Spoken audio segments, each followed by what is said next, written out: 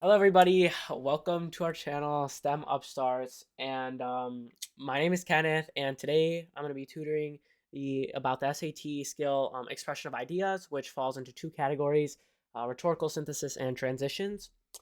And so, why am I qualified? Well, on the December SAT in 2024, I got a 1570, specifically a 770 in the reading section and an 800 in the math section. So I'd like to think I know this pretty well. So the first thing we're going to be doing is the rhetorical synthesis practice questions, and I'm going to explain them, of course. And pretty much what these are the type of questions where it'll be like a student takes notes, and then there will be bullet points, and it'll say a student wants to get this point across using these notes. What is the best way to do that, or something similar? And you'll see these in the question. And so let's get to the first question. So, okay. Typically what I would do is I would read the question first and not even read the research. So this question, and this is an easy question from the question bank, that's what they classify it as.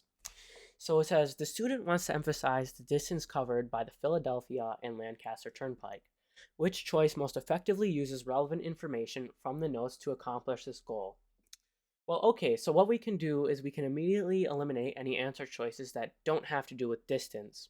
So let's see. A, the 62-mile long Philadelphia and Lancaster Turnpike connected the Pennsylvania cities of Philadelphia and Lancaster. Well, it sounds like a pretty good answer, so I don't think that's going to be wrong. So I'll put a check mark next to it. B, the Philadelphia and Lancaster Turnpike was the first private turnpike in the United States. Well, that's not really relevant to distance. The Philadelphia and Lancaster Turnpike, which connected two Pennsylvania cities, was built between 1792 and 1794. Well, that's also not really relevant to the question, so we can get rid of that too. Okay, and then D, a historic Pennsylvania road, the Philadelphia and Lancaster Turnpike, was completed in 1794. Well, that's not really relevant either. And the reason that these three aren't relevant is because they don't talk about distance, and the question is asking about the distance covered by the turnpike. So that leaves A, which says 62-mile long turnpike, and so that's the right answer. Okay, let's get rid of this. And now we're going to be going on to a medium question, as they classify it. So once again, I'll use the same strategy. I'll read the question first and see if anything stands out. The student wants to explain an advantage of the ICAA's archive being digital. Which choice most effectively uses relevant information from the notes to accomplish this goal? Okay, A.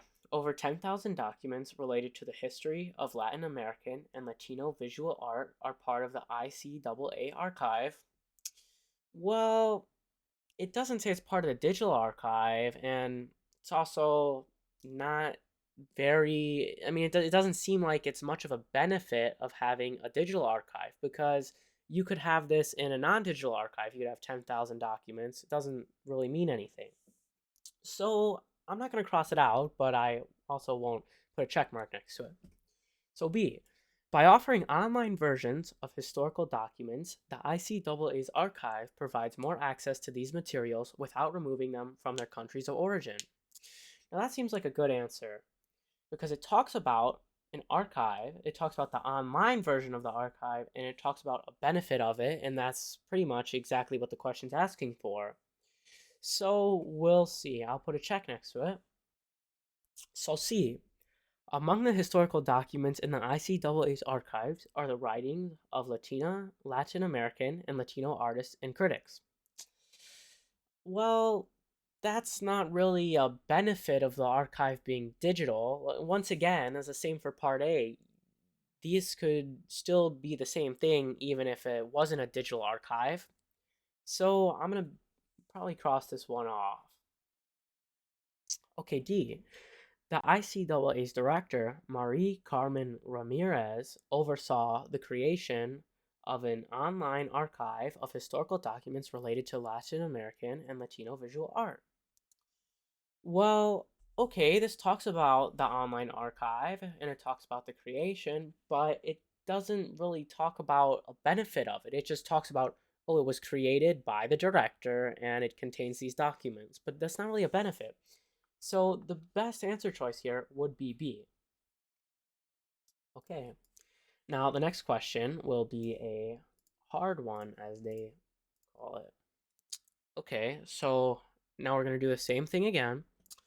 The student wants to explain a disadvantage of relying on audio features to predict a song's popularity. Which choice most effectively uses relevant information from the notes to accomplish this goal? So, what we're looking for is a disadvantage of specifically audio features on a song to predict said song's popularity. Okay, well, A, many popularity predicting algorithms are based on a song's audio features, such as loudness and pitch intervals. Well, that talks about how the algorithms are built based on these audio features, but there's no advantages or disadvantages described in this answer choice, so it's probably the wrong answer. Okay, B. Algorithms based on audio features may misidentify the main features of a song with varying acoustic traits, making such algorithms less reliable predictors of popularity than those based on fixed traits. Okay, so this talks about how audio features can misidentify features of the song, making them less reliable. Well, that's a disadvantage of audio features. Because the audio features are less reliable, that's a disadvantage, so I'll put a check mark. C. Audio features describe acoustic traits such as pitch intervals, which may vary within a song, whereas descriptive tags describe fixed traits such as genre, which are reliable predictors of popularity. Now, this talks about audio features. It talks about how they can be like what traits they follow, such as pitch intervals, and they can vary. But this is really just comparing audio features with fixed traits. It's not really describing any advantages or disadvantages of each. It's more of a description of what it is. So this is most likely a wrong answer. Okay, D. The MSD's descriptive tags are reliable predictors of a song's popularity, as the traits they describe are fixed. Well, the question is asking for audio features, and this answer choice has nothing to do with audio features. Audio features aren't mentioned. Instead, fixed features are mentioned, and so this is the wrong answer choice. So B would be the right answer there. Okay, so for the next section, we're going to be doing transitions. Now this is going to be like transition words, transitioning from maybe a paragraph to another, a sentence to another. And this is a question that the College Board deems easier. Okay, so all these questions would typically say, which choice completes the text with the most logical transition? So let's read the text. In 1942, the 1,500-mile Alaska Highway was constructed in under 9 months, largely due to the skilled work of nearly 4,000 African American soldiers from U.S. Army engineering regiments. The soldiers' contribution was overlooked for decades. Blank, in 2017, lawmakers declared October 25th a day of recognition, Alaska Highway Day, for the troops who helped build this critical roadway.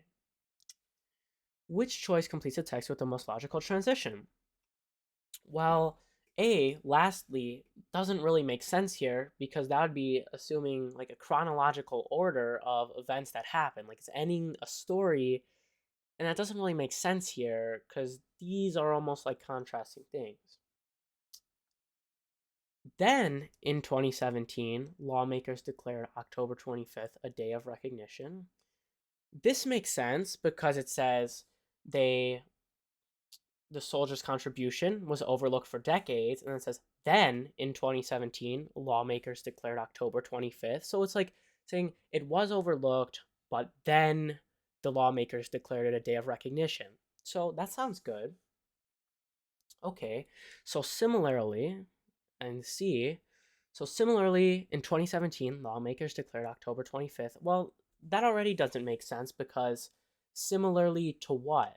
This first part of this paragraph isn't similar to this sentence really in any way. There's no similarity between the concepts being made. So that's not going to be right.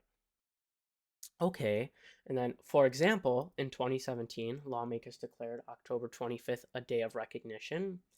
Well, that doesn't really make sense either because if that for that to make sense, this would have to be The first part of this would have to be some general thing, maybe saying like sometimes people's contributions are overlooked and then later on they are seen and recognized. And then it would say, for example, the lawmakers declared October 25th a day of recognition, but instead this just talks about the history behind the building of the highway, and so this is most likely the wrong answer choice. And so then B is the only one left. Okay. Now the next one will once again be a question that the College Board declares medium difficulty. Okay, which choice most logically completes the text? Okay. Most of the planets that have been discovered outside our solar system orbit G-type stars like our sun. So I'm actually going to underline that. G-type stars. In 2014, blank, researchers identified a planet orbiting Kelt 9, a B-type star. So you can see that these are different. G-type does not equal B-type. Okay, more than twice as massive and nearly twice as hot as the sun, called Kelt 9b. It is one of the hottest planets ever discovered. Okay, well, which choice logically completes this text? In 2014, likewise, well, likewise doesn't make sense here because that would be saying like in 2014, likewise. So it'd be like the sentence would have to be showing like the same thing as the one before. So that would be like assuming if researchers identified a planet orbiting another G-type star. So it'd be like, likewise, researchers identified a planet orbiting a G-type star. But instead, this is a different star, a B-type star. So likewise doesn't really make sense here. In 2014, however, researchers identified a planet orbiting Kelt 9, a B-type star. Now, this makes sense because they're contrasting, right? The G-type star and the B-type star are not the same thing, and so it's saying, however, researchers discovered a planet orbiting something that was not a G-type star. So that makes sense. Okay, in 2014, therefore, researchers identified a planet orbiting a B-type star. Well, therefore would kind of, I mean, it'd kind of be the same premise as saying likewise, right? Or, for example, which is the next answer choice, really. Because that'd be like saying you're following the G type star. So it'd be like in 2014, therefore, they discovered a planet orbiting a G type star. But that's not what this is, it's a different type of star. And then, for example, is kind of the same explanation as therefore. It's a different type of star, so saying that most of them orbit G-type stars and then giving an example that is not a G-type star, well, you can't say for example because you're not giving the same example of the G-type star. So the correct answer here would be B. Okay, and then our last question is going to be a hard question from this skill. Okay, once again, which choice completes the text with the most logical transition? In a heated debate in biogeography, the field is divided between dispersalists and vicariancists. So either the text is assuming you know what these two groups are, or it's going to tell you what they are, which this text does. Blank, there are those who argue that dispersal is the most crucial determining factor in a species distribution, and those who insist that vicariance, separation due to geographic barriers, is. Biogeographer Isabelle Saint-Martin counts herself among neither. Okay, so it did explain what they are. So which choice completes a text with the most logical transition? Furthermore, well, furthermore would be like extending on the idea before. And that's not necessarily what's happening here. Instead, this text is describing these terms. Um, and so, furthermore, the text isn't really completing, it's not moving forward with whatever is being discussed. So, that's probably not the right answer.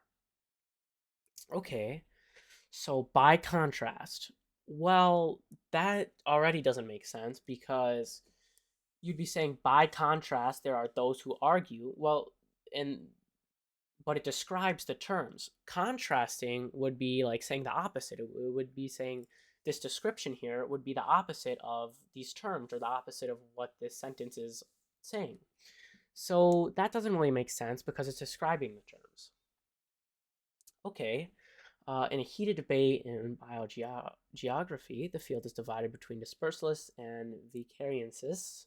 Similarly, there are those. That doesn't really make sense again. Because similarly, it'd be like you're comparing these two terms with the description of their own terms.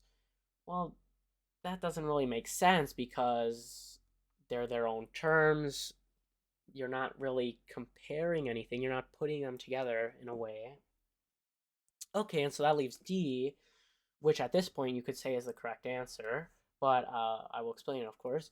So that is, so it brings up the two terms, as we know, and then it would say, that is, there are those who argue that dispersal is the most crucial determining factor, and then blah, blah, blah. So this is saying, that is a good intro into describing the terms given above.